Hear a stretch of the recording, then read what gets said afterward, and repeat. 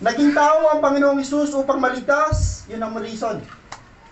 Ang reason ng pagiging tao ni Jesus Christ ay hindi lang siyempre para maunawaan ka. Ang main reason, para maligtas, matubos. At pangatlo lang ho yung maunawaan niya tayo, patunay ito kung gaano niya tayo kamahal.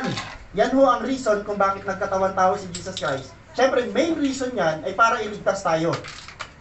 Para tubusin tayo. Then pinasok ko yung word na nauunawaan tayo ng Panginoon kaya siya nagkatawan tao, ay isa sa reason ay para maunawaan niya tayo. Nauunawaan niya tayo at nakikibahagi siya sa lahat ng ating mga nararanasan. Wag na wag mong sasabihin na hindi ni Lord ramdam yung nararamdaman mo kasi honestly speaking, naramdaman ni Lord yan kasi minsan siya nagkatawan tao.